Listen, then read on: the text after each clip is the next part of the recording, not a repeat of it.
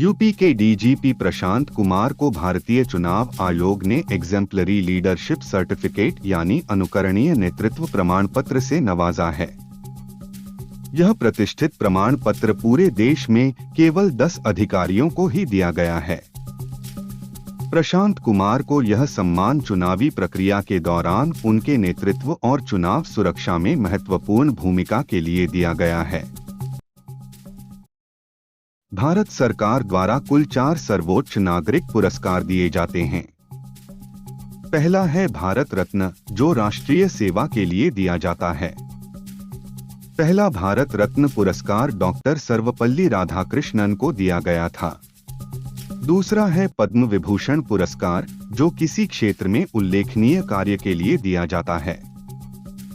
तीसरा है पद्म भूषण, जो देश के लिए बहुमूल्य योगदान के लिए दिया जाता है। चौथा है पद्मश्री, जो भारतीय नागरिकों को दिया जाता है। फेमस रॉक बैंड कोल्डप्ले का गुजरात के अहमदाबाद में कॉन्सर्ट होने वाला है। बैंड के लीड सिंगर क्रिस मार्टिन का एक वीडियो वायरल हो रहा है, जिसमें वह एक स्कूटर पर बैठकर मस्ती करते नजर आए। कोल्डप्ले के इंस्टा हैंडल पर वीडियो शेयर कर लिखा, अहमदाबाद पहुंचते हुए। क्रिस की फोटो भी शेयर की गई है। दुनिया के सबसे बड़े cricket stadium Narendra Modi stadium में जनवरी के 25 से 26 को कोल्डप्ले का परफॉर्मेंस होगा।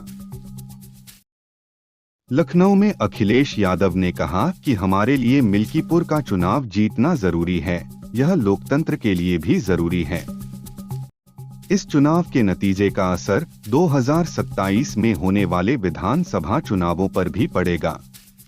जनता समझ चुकी है कि बीजेपी कभी भी सच क्यों नहीं बोलती, झूठ और लूट ही उसका एकमात्र मिशन है।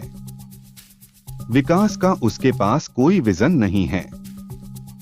जनता मिल्कीपुर उपचुनाव सहित 2027 के चुनावों में भी उसे करारी शिकस्त देने का इरादा कर चुकी है। यमुना में अरविंद केजरीवाल का पुतला डुबकी लगाने वाले मामले पर अमित शाह ने चुटकी ली है। उन्होंने कहा कि केजरीवाल के पुतले को यमुना में डुबकी लगवाई तो वह भी बीमार पड़ गया। दरअसल नई दिल्ली से बीजेपी उम्मीदवार प्रवेश वर्मा कल अरविंद केजरीवाल का कटआउट लेकर यमुना पहुंचे थे।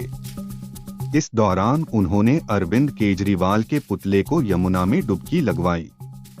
इस पर लिखा था, सॉरी मैं यमुना साफ करने में फेल हो गया। भारत मोबिलिटी एक्सपो इवेंट में पैराकोट की सहायक कंपनी और पर्सनल सेफ्टी इनोवेशन पैरासेफ ने 2 व्हीलर की सेफ्टी को लेकर एक एयर बैग लॉन्च किया है।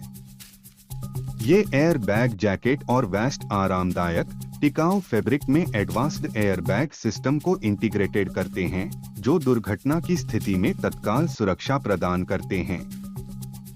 रिपोर्ट्स के मुताबिक ये सेट 1 लाख रुपए के आसपास का हो सकता है।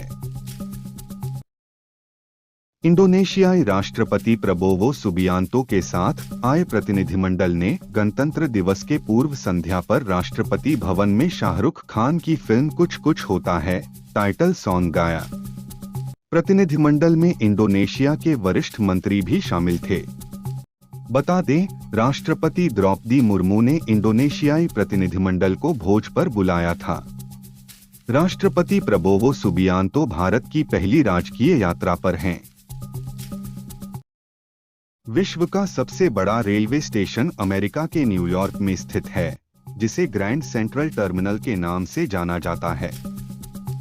यह 1913 में बनकर तैयार हुआ था। इस स्टेशन में 2 मंजिलों में 44 प्लेटफार्म और 67 ट्रैक की व्यवस्था की गई है। यहाँ प्रतिदिन 1.50 लाख यात्री और 660 मेट्रो ट्रेनें यात्रा करती हैं। यह न्यूयॉर्क के प्रसिद्ध पर्यटन केंद्रों में से एक है। यहाँ कई हॉलीवुड फिल्मों की शूटिंग भी हुई है। महाकुंभ में 73 देशों के राजनयिक संगम में डुबकी लगाएंगे। मेला अधिकारी विजय किरण आनंद ने पुष्टि की है कि राजनयिक 1 फरवरी को आ रहे हैं। आनंद ने बताया कि जापान, अमेरिका, रूस, Ukraine, Germany, Netherland, Cameroon, Canada, Switzerland, Sweden, Poland और बोलीविया सहित कई देशों के राजनयिक महाकुंभ में भाग लेंगे। खास बात यह होगी कि इस मौके पर रूस और यूक्रेन के राजदूत भी एक साथ डुबकी लगाएंगे। डोनाल्ड ट्रंप की टीम में भारतवंशियों की धाक है। ट्रंप ने भारतीय अमेरिकी पूर्व पत्रकार कुश देसाई को अपना डिप्टी प्रेस सेक्रेटरी नियुक्त किया है। कुश ने पेंसिल्वेनिया में ट्रंप के चुनाव प्रचार में काफी मदद की थी। यहां सभी 7 क्षेत्रों में जीत मिली थी।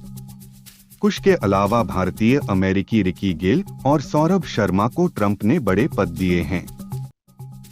वहीं काश पटेल को FBI चीफ बनाया गया है। कंपनियों ने तिमाही के लिए अपनी रिपोर्ट जारी करना शुरू कर दिया है। इसी कड़ी में ICICI बैंक ने भी अपनी तिमाही रिपोर्ट पेश की है। इसमें चालू वित्त वर्ष की अक्टूबर से दिसंबर तिमाही में बैंक का शुद्ध लाभ 15% बढ़कर 11,792 करोड़ रुपए हो गया। पिछले साल की समान अवधि में 10,272 करोड़ रुपए का शुद्ध लाभ हुआ था। बैंक की कुल आय बढ़कर 48,368 करोड़ हो गई है।